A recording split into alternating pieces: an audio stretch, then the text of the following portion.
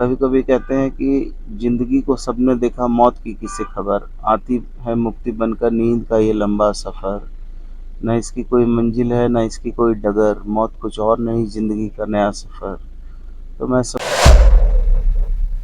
जिसने न कभी रुकना सीखा, न थकना सीखा, न हारना सीखा, और जीवन भर जंग लड़ने के मन में लेकर राजनीति के जीवन में पदार्पण किया हो, आम लोगों के हितों की रक्षा करने के लिए।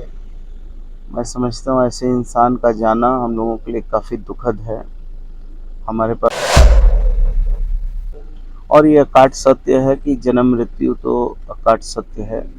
परमपिता परमेश्वर से प्रार्थना है कि अपने से चरणों में उसको स्थान मिले, उनको स्थान मिले, और उनका नया जीवन राष्ट्र के नाम जिस तरीके से अभी समर्पित था वैसे ही समर्पित हो।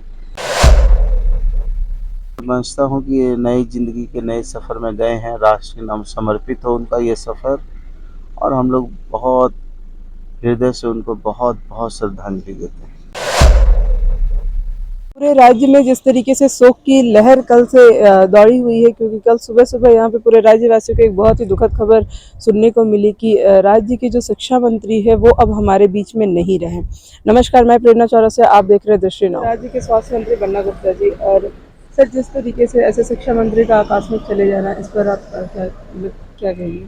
निश्चित तौर पर एक ऐसा इंसान जिसने न कभी रुकना सीखा, न थकना सीखा, न हारना सीखा, और जीवन भर जंग लड़ने के मन में लेकर राजनीति के जीवन में पदार्पण किया हो, आम लोगों के हितों की रक्षा करने के लिए।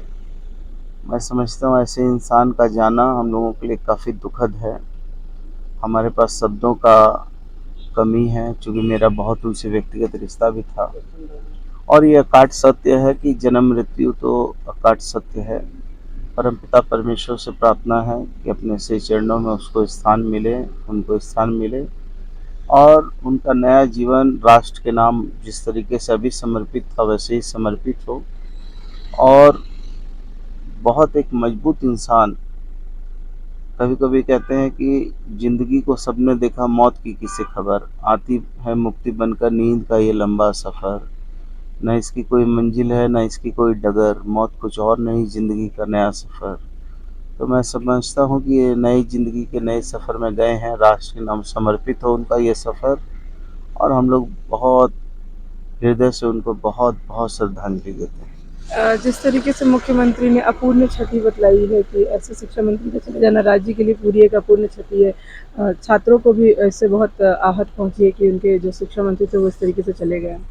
नहीं, निश्चित तौर पर मैं तो कह रहा हूँ कि जो आदमी ने न ना कभी रुकना सीखा, ना थकना सीखा, ना हारना सीखा, सदन में भी अंतिम सांस तक सदन में जनता के हित के सवालों के जवाब देने वाला व्यक्ति कितना मजबूत होगा कि शरीर से अंदर से तकलीफ में था लेकिन लोगों को व्यक्त नहीं करता था। ये राज्य के लिए निश्चित तौर पर बहुत बड़ी अपूर्णीय क्षति है। जिस तरीके से वो हमेशा राज्य के प्रति कर्मठ रहते थे, इसी के कारण उन्हें राज्यवासी सभी टाइगर कह करके बुलाते थे। निश्चित तौर पर मैंने कहा कि शेर जैसा उनका चरित्र था और शेर जैसा ही व्यवहार था, लेकिन मन के बड़े कोमल और रिश्तों की महत्वता को जानने वाले व्यक्ति थे। रिश्ते कैसे निभते हैं वो जानने वाले थे कि कैसे रिश्ता निभाया जाता है। उसमें बड़ा दोस्तों के दोस्त थे वो। धन्यवाद।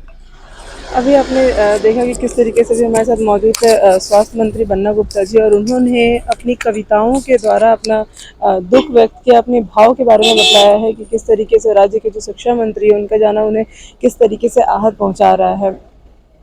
उन्होंने अपनी कविताओं के माध्यम से ये भी बताया कि जीवन और मृत्यु एक परंपरा है जो कि यहाँ पे सबको निभानी है, और यहाँ पे जो भी आए हैं वो चले ही जाएंगे। उसके साथ साथ उन्होंने जो जगन्नाथ महतो जी जो शिक्षा मंत्री थे हमारे राज्य के, उनके बारे में उन्होंने कई सारी और बातें कही हैं। ऐसी ही खबरों को देखने के लिए आप बने रहें। मैं प्रेरणा चौरसिया, दृष्टि नाउ, रांची।